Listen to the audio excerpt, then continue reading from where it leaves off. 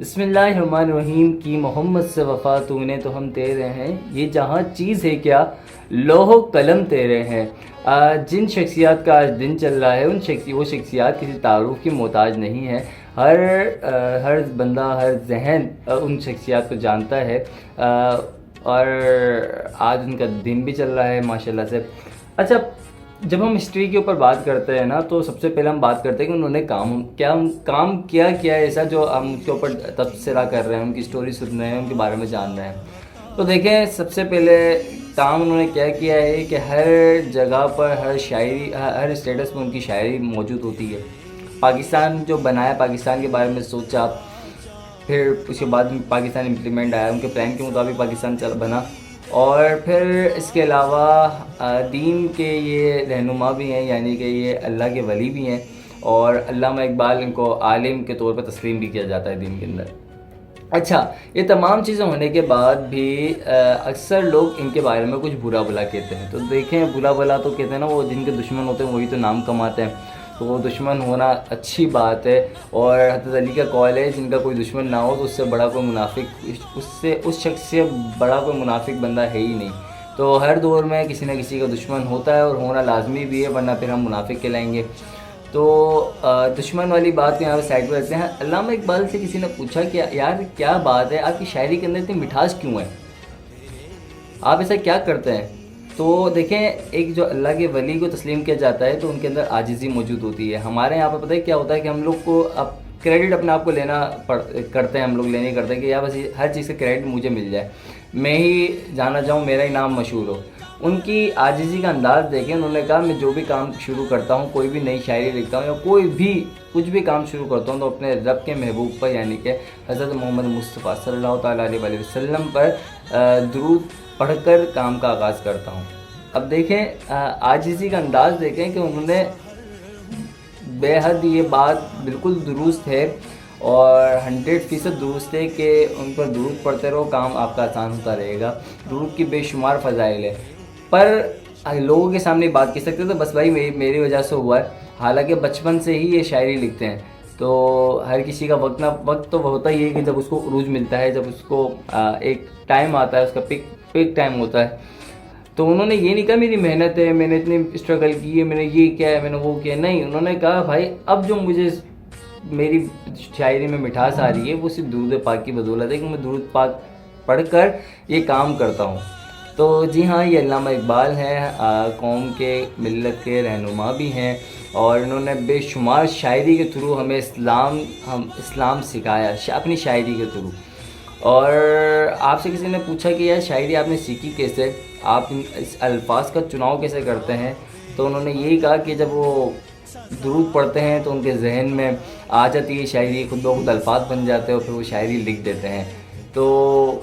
درود کی بھی اس سے فضائل پتہ لگتے ہیں، اور اس سے یہ بھی پتہ لگتا ہے کہ عاجزی کتنی ضروری ہے۔ اور پھر علامہ اقبال رحمۃ اللہ تعالیٰ علیہ کو ہم نے ولی اللہ مانا ہے، تو ان کے صدقے، ان کے وسیلے سے اگر میں یہ کہوں کہ ان کے صدقے وسیلے سے پاکستان ملا تو یہ غلط نہیں ہوگا، کیونکہ ان کو قوم و ملت، اہل سنت والجماعت کے نزدیک یہ ہمارے رہنما ہیں اور اللہ کے ولی ہیں، اور انہوں نے ہی سوچ وچار کیا کہ پاکستان بنے۔ اس وقت کا جو زمانہ تھا وہ غالباً میں نام بھول رہا ہوں ان کا، امام الہند کہلا کے، امام الہند یعنی کہ ہند کے جو بڑے تھے اس وقت، ظاہر سی بات ہے ایک ہی ملک ہوا کرتا تھا، تو ہند کے جو بڑے تھے ان کے خواب میں آیا کہ علامہ اقبال کو جا کے بولو، اللہ کے ولی کو جا کے بولو۔ ان کے خواب میں حضرت محمد مصطفیٰ صلی اللہ علیہ وسلم کی زیارت تھی، ان کو کہا اللہ کے ولی کو جا کے بولو، جو خواب اس کو آیا وہ جا کے ایسے قائد اعظم ہے ان کو جا کے سنائے۔ وہ گئے ان کے پاس، ان کو جا کے بولا کہ آپ کو کوئی خواب آیا؟ بولا ہاں ہمارے پاس ایک خواب آیا ہے ایسا کہ پاکستان کے حوالے سے بنانے کا، خواب نہیں ایک سوچ چاہیے۔ تو علامہ اقبال نے ان کو بتایا جی ہاں میں ایک سوچ چاہیے پاکستان بنانے کی، کہ ایسا ملک ہونا چاہیے جس میں صرف اسلام کا پرچار ہو، یعنی کہ اسلام کو کھلی آزادی ہو۔ یہ تمام چیزیں انہوں نے جو بولا کہ ایسا آپ کے کانٹیکٹ میں کوئی قائد اعظم محمد علی جناح محمد علی کے نام سے کوئی بندہ ہے؟ بولا ہاں ہے، لنڈن کے اندر وہ پڑھائی کر رہے ہیں، ابھی LLB کی پڑھائی کر رہے ہیں۔ تو ان امام الہند نے کہا کہ حضور صلی اللہ علیہ وسلم کی زیارت ہوئی، آپ کو ولی کا لقب دیا ہے، اور آپ کو کہا ہے کہ جا کے محمد علی کو جا کے یہ محمد علی جناح کو جا کے یہ تمام واقعہ سناؤ، اور اس کے اوپر محنت وہی کرے گا۔ جب آپ گئے